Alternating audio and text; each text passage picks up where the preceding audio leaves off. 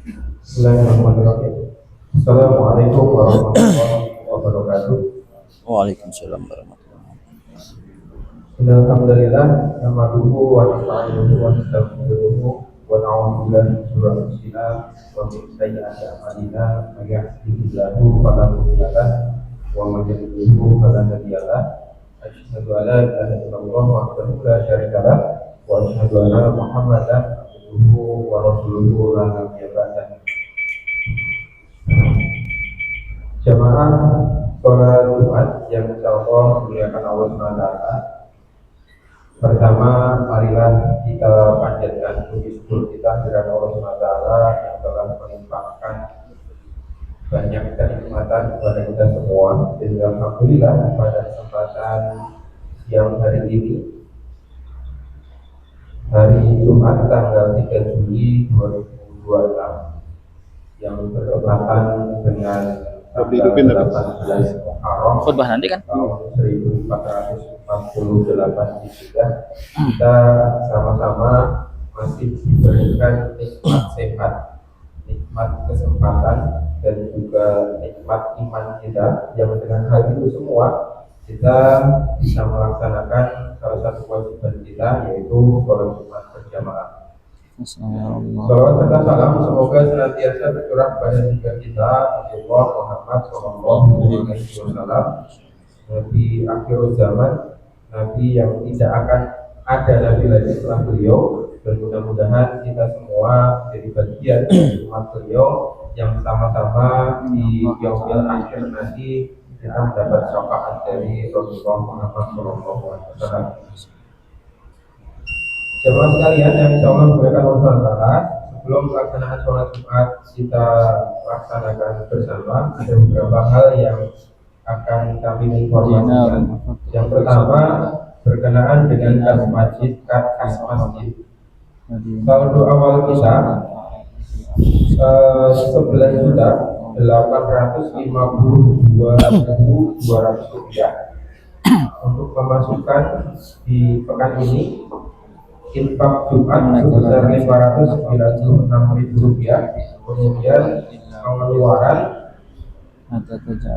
yaitu untuk operasional Jumat sebesar 1.045.000 rupiah, sehingga saldo kas kita per hari ini adalah 11.403.200 rupiah. Kemudian informasi kedua, khatib dan imam pada kesempatan Jumat kali ini insya Allah akan disampaikan oleh guru kita, yaitu Ustadz Imam Abu Fazza, yang alhamdulillah beliau sudah ada di tengah-tengah kita semua. Kemudian untuk muadzin saudara Bagus dari Divisi 1. Ini temanya. Kemudian informasi Jelasin tentang apa ini coba? lainnya, bahwa hari ini Tentang kerja ya? dari Jamaah Al-Haqqul Mubin DMD akan mengadakan Perintah bekerja, kemampuan bekerja, cara kerja yang baik gitu. Alamin. Jadi mohon bapak-bapak sekalian untuk sama-sama menyisihkan sebagian hartanya, untuk sama-sama kita Mengadakan telat juga. pakan atau kita lakukan untuk gelar amal yang diselenggarakan pada siang hari ini. Dan kebetulan Tapi nggak apa-apa ngingetin gitu. juga sudah menyiapkan Ntar dikeroyokan yang tempat untuk nanti bisa bapak-bapak menyampaikan baiknya. Ini ada ya, disiplin tinggi, ngelola waktu ada. Selanjutnya, Tanggung jawab, bahwa Dewan Masjid AHM insya integritas. Allah akan mengadakan daurah manajemen masjid yang kali ini akan dilaksanakan insya Allah tanggal 8 dan 9 Agustus. 8 dan 9 Agustus akan diadakan gelar daurah manajemen masjid, yang insya Allah tempatnya itu di daerah Bandung. Jadi untuk daurahnya nanti insya Allah diselenggarakan di daerah Bandung. Nah, untuk PIC di DMD sudah ditunjuk, yaitu Bapak Sugiman. Jadi nanti silahkan bapak-bapak sekalian yang berniat atau berencana untuk ikut berpartisipasi dalam daurah masjid ini atau manajemen masjid, untuk bisa menghubungi Bapak Sugiman dari setting 1 seperti itu. Kemudian informasi terakhir, kami himbau kepada jamaah sekalian untuk mematikan atau mensilentkan HP, kemudian berbicara tenang dan khusyuk dalam mendengarkan khutbah Jumat, dan kemudian nanti tertib saat keluar dari ruangan masjid. Demikian informasi yang bisa kami sampaikan. Tentunya mohon maaf. Assalamualaikum warahmatullahi wabarakatuh.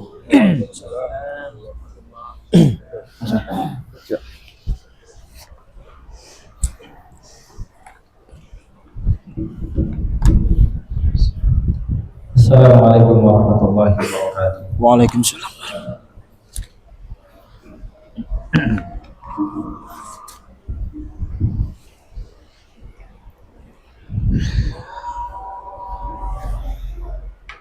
Allahu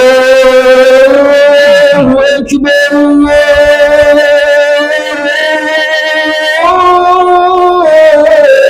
Akbar.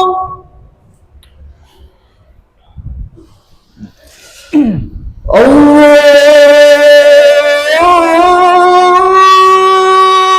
Akbar,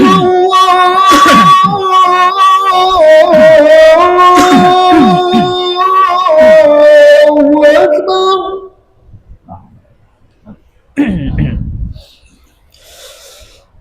أشهد أن لا إله إلا الله.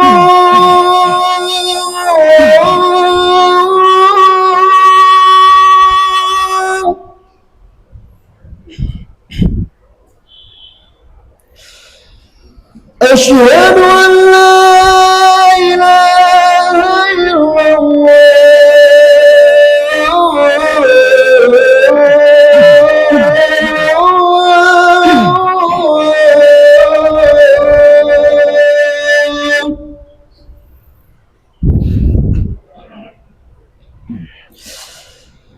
أشهد أن محمدا رسول الله.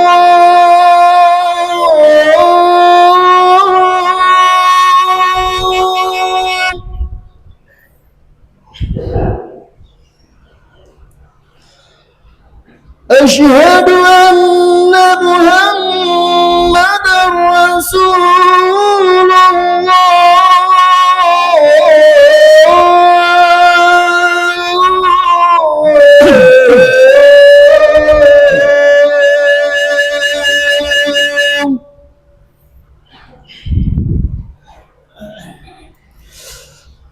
حي على الصلاة.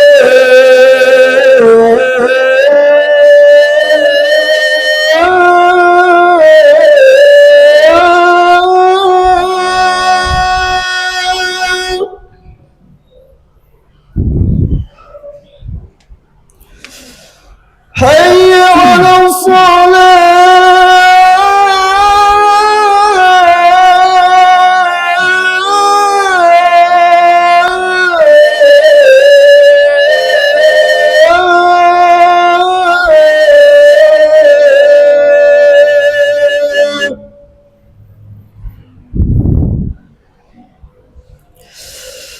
حي على الفلاح.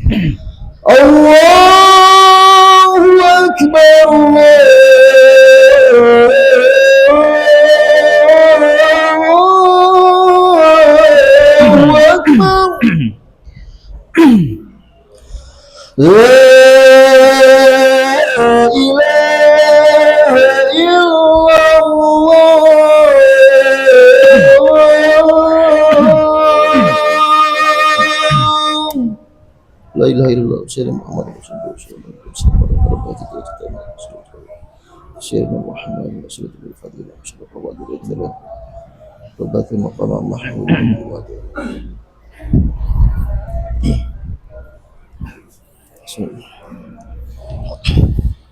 Innal hamdalillah nahmaduhu wa nasta'inuhu wa nastaghfiruh wa na'udzu billahi ta'ala min shururi anfusina wa min sayyiati a'malina may yahdihillahu fala mudilla lahu wa may yudlilhu fala hadiya lahu asyhadu an la ilaha illallah wahdahu la syarika lahu wa asyhadu anna muhammadan 'abduhu wa rasuluhu la nabiyya wa la rasula ba'dahu. Qala Allah Ta'ala fil Qur'anil Karim, a'udzu billahi minasyaitonir rajim. Ya ayyuhalladzina amanu taqullaha haqqa tuqatih wa la tamutunna illa wa antum muslimun. Wa qala nabiyyuna Muhammad sallallahu alaihi wasallam, innallaha ta'ala yuhibbu idza 'amila ahadukum 'amalan ayyutqinahu. Usi nafsi wa iyyakum bitaqwallah. Faqad faza wa aflaha man ittaqa. Kaum muslimin jemaah salat Jumat yang dimuliakan oleh Allah Subhanahu wa taala, marilah sama-sama terlebih dahulu kita haturkan, kita sampaikan rasa syukur kita kepada Allah Subhanahu wa taala atas segala nikmat yang hingga detik ini senantiasa Allah berikan pada kita semuanya. Salawat serta salam sama-sama pula kita haturkan pada Nabi kita tercinta, Nabi besar Muhammad sallallahu alaihi wasallam. Allahumma shalli ala sayyidina Muhammad wa ala ali sayyidina Muhammad. Dan tentunya tidak lupa khatib berwasiat terkhusus kepada diri khatib pribadi dan kepada jemaah sekalian. Marilah sama-sama kita tingkatkan rasa takwa kita kepada Allah Subhanahu wa taala. Takwa dalam artian selalu menjalankan perintah Allah dan meninggalkan larangan-larangan Allah Subhanahu wa taala. Kaum muslimin yang dimuliakan oleh Allah Subhanahu wa taala, di antara doa yang dipanjatkan oleh Nabi kita yang mulia Nabi Muhammad sallallahu alaihi wasallam, dan tentunya doa ini juga menjadi sesuatu yang kita amalkan. Dalam hadis riwayat Imam Bukhari, di antara doa Rasulullah sallallahu alaihi wasallam yang beliau panjatkan kepada Allah, Allahumma inni a'udzubika minal faqr. Ya Allah, aku berlindung kepadamu dari kehidupan yang fakir. Kalau bahasa kitanya miskin, Pak. Rasulullah SAW selalu minta kepada Allah agar beliau berlindung kepada Allah dari kehidupan yang fakir, dari kehidupan yang miskin serba kekurangan. Karena orang-orang yang fakir miskin, di antara jalan masuknya syaitan yang paling mudah adalah ketika seseorang diuji dengan kemiskinan, dan kemiskinan itu membuat mereka tidak dekat dengan Allah Subhanahu wa taala. Apa penyebab seseorang membunuh saudara lainnya? Di antaranya adalah ketika faktor kemiskinan.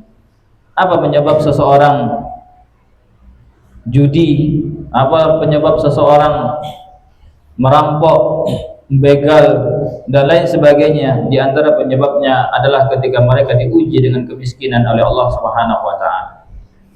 Maka di dalam Al-Qur'an dalam beberapa ayat secara tidak langsung Allah Subhanahu wa taala mewajibkan kepada kita semuanya untuk bekerja.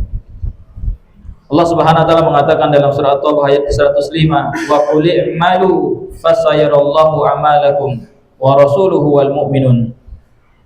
Allah mengatakan beramalah kalian.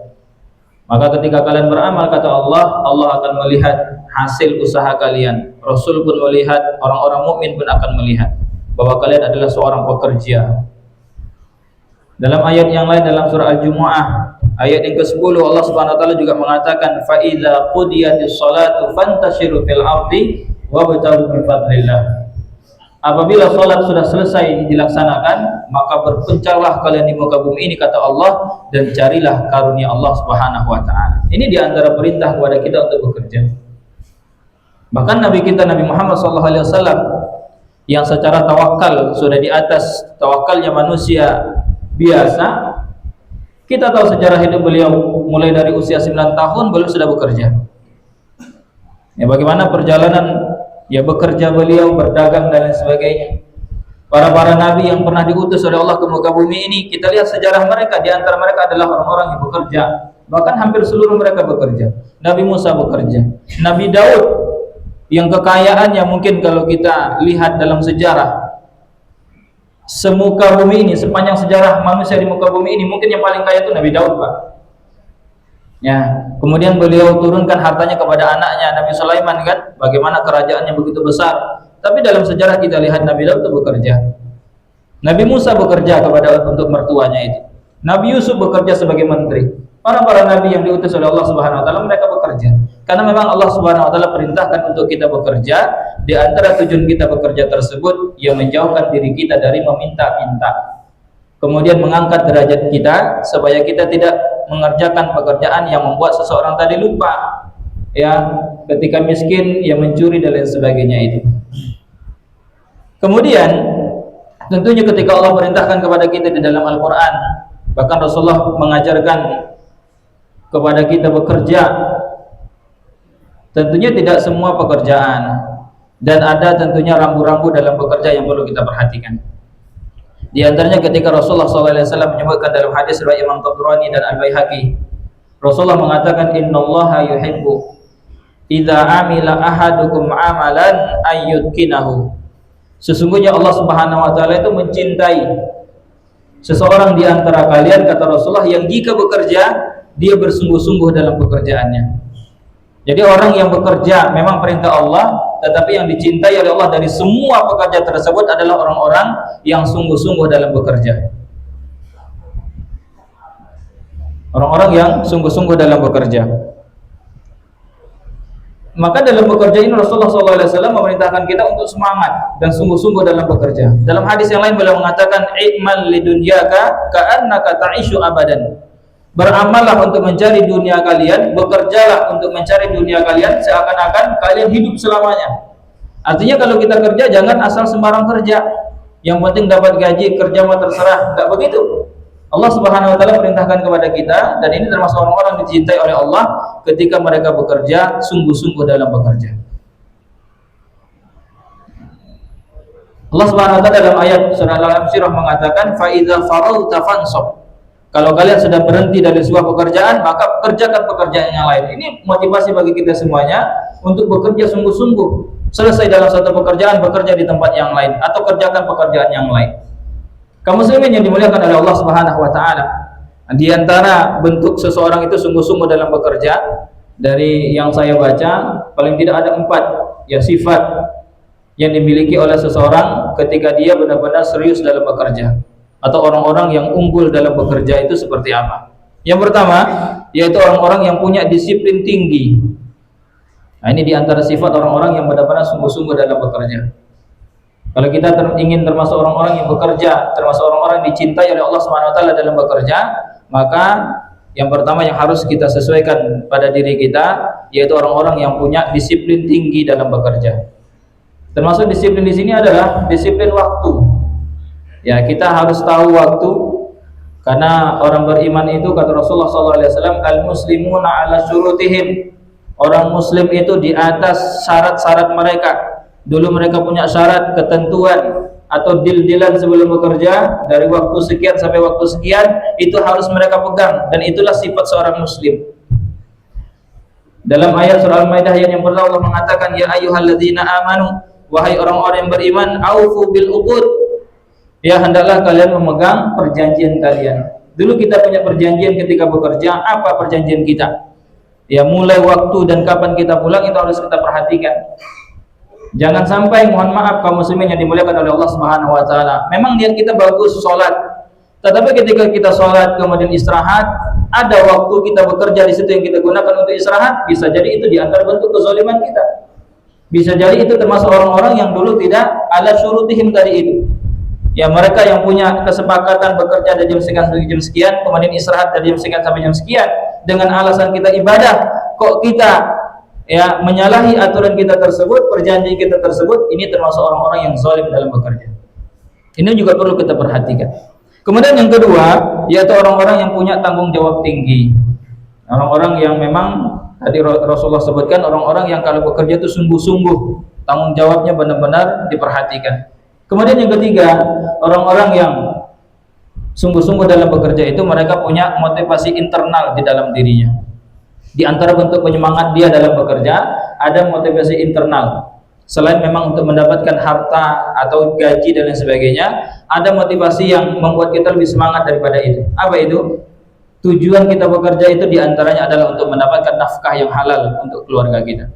Dan ketika kita menafkahi harta kita dengan harta yang halal, ini diantara Rasulullah menyebutkan 1 dinar yang kamu infakkan di jalan Allah, 1 dinar yang kamu keluarkan untuk memerdekakan seorang budak, 1 dinar yang kamu sedekahkan untuk fakir miskin, kemudian 1 dinar yang kamu sedekahkan untuk keluarga kamu, maka di antara sedekah ini yang paling mulia di sisi Allah, yang paling besar pahalanya adalah 1 dinar yang kita keluarkan untuk menafkahi keluarga kita. Jadi jangan kita kira ketika kita mengeluarkan harta untuk keluarga kita, anak dan istri kita setiap bulan itu tidak nilai pahala, Pak. Nilai pahalanya besar.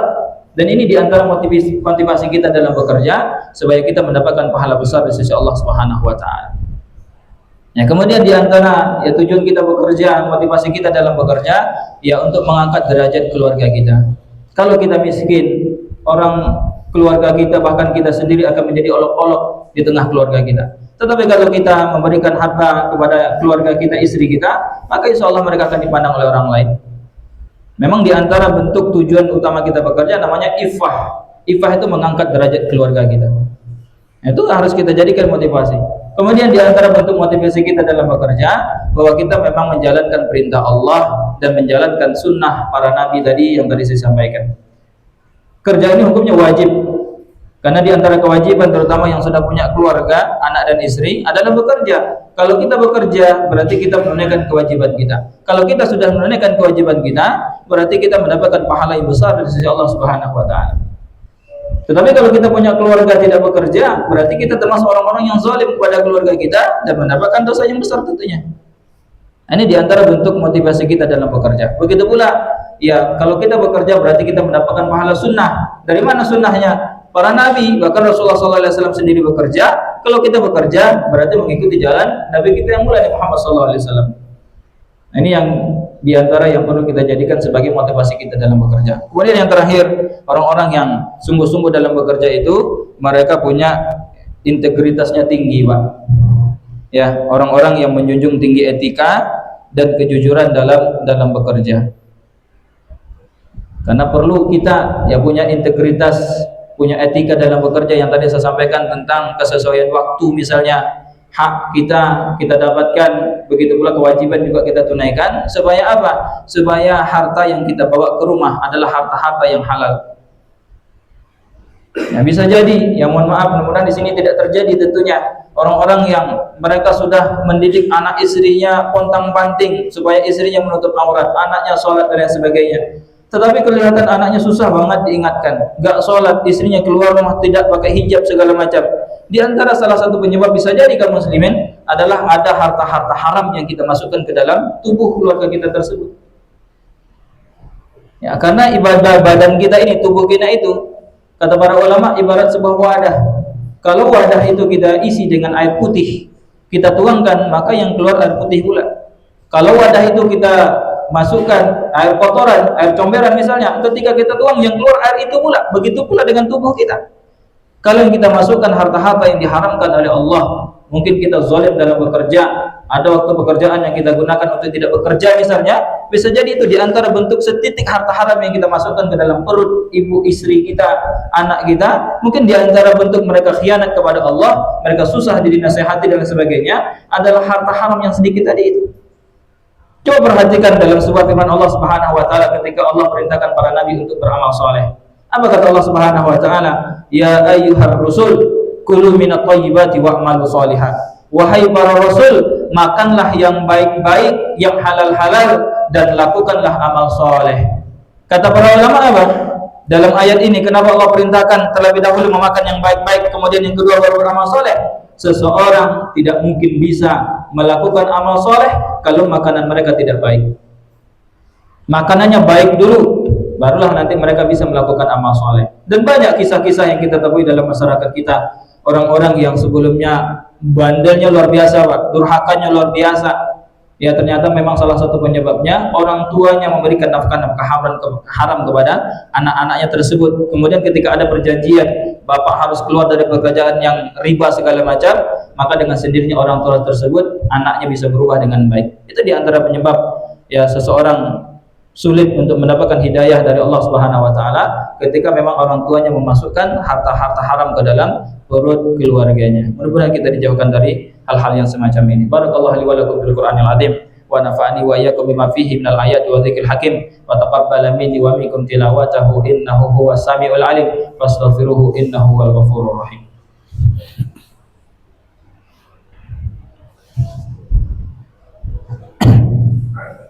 Alhamdulillahilladzi hadana li hadza wa ma kunna linahtadiya laula an hadanallah. Asyhadu an la ilaha illallah wahdahu la syarikalah wa asyhadu anna Muhammadan abduhu wa rasuluhu la nabiyya wa la rasula ba'dah. Usi nafsi wa iyyakum bittaqwallah faqad fazal mu'minuna al-muttaqun. Kaum muslimin yang dimuliakan oleh Allah Subhanahu wa taala, mungkin hanya itu khutbah yang bisa khatib sampaikan dari mimbar yang mulia ini. Mudah-mudahan yang sedikit khatib sampaikan tadi bisa memberikan manfaat untuk kita semuanya. Mudah-mudahan Allah Subhanahu wa taala selalu memberikan harta-harta halal kepada kita, pekerjaan-pekerjaan yang baik, dan mudah-mudahan kita bisa dituntun untuk sungguh-sungguh dalam bekerja. Amin ya rabbal alamin. Innallaha malaikatahu yusholluna 'alan nabi ya ayyuhalladzina amanu shallu 'alaihi wa sallimu taslima. Allahumma shalli 'ala Muhammad wa 'ala ali Muhammad kama shallaita 'ala Ibrahim wa 'ala ali Ibrahim wa barik 'ala Muhammad wa 'ala ali Muhammad kama barakta 'ala Ibrahim wa 'ala ali Ibrahim fil alamin innaka Hamidum Majid. Allahumma ighfir lil muslimina wal muslimat wal mu'minina wal mu'minat al-ahya'i minhum wal amwat sami'un qaribun mujibud da'awat wa qadiyal hajat.